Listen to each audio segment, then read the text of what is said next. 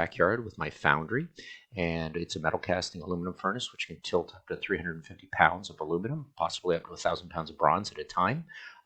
Thinking of green sand or red sand molds, I would like to pour directly over into them, so I built a program that could basically tamp shapes into, and I've got some pretty nice Fologram apps that when I bring it into real time, kids or unskilled labor can follow along and know where to tamp in a pattern. And what I have here is a number of points which I can change in the script to make it do more or less as it's tamping. I have them ordered with a nice little C script, which I've played with off of Jose Luis Garcia gave me that, which is a nice little script to orient towards the X, Y, and Z, depending if I want to go into more depth, which is nice, and keeping the pattern fairly simple. I have a seed point, which can change the pattern very quickly to where that brand would go. I haven't even put any rotations in yet. I have thickness of the brand, which can change throughout the application. And I have the size of the brand, which can change as well, which is nice, changing up the patterns as we go. Of course, you'd have to change the template. And of course, I wouldn't have to change the thickness of everything. Let me just come back here and run that script again, just on a simulation. And I put everything in blue that I like to play with. And then I have the size of the brand plate, so I can change from 10, I guess 3 all the way up to 12. And the same with the size of the shape of the template that it actually branded into.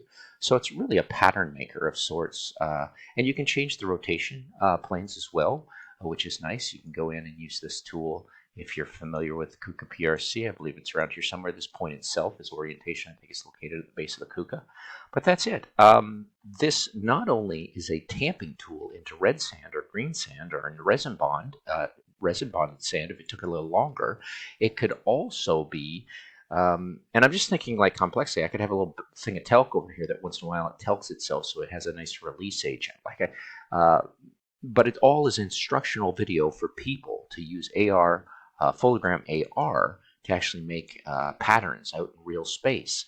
And it's really just a training of kind of manufacture system, which I'm really excited about. The other thing I was thinking is this could be heated. This brand end could actually be heated above the furnace, and this could be a block of wood. And this could be brought to heat periodically in steel above just a heat source that could be used to brand wood or leather or things like that. I have a couple of goats on the land. Maybe I'll brand my goats. Anyway, very exciting to think about this. Simple patterns. Really, all I'm adding is like 101 geometries in these purple sections from basic grasshopper skills, and I'm applying the patterns and linear orientation planes, but also the position using actually, I guess I'm using the language of Carl Singline, but basically the line direction commands, which is what they really are. So not too hard to figure out. Of course, there's a complexity here. Something's happening. It could be it doesn't have a point, but totally available to change it up. Think of customizing your own patterns, building your own manufacturing ideas from branding, from casting, and this is just pattern making. So, like I said, 101, it only gets more complex from here. Thanks very much for watching.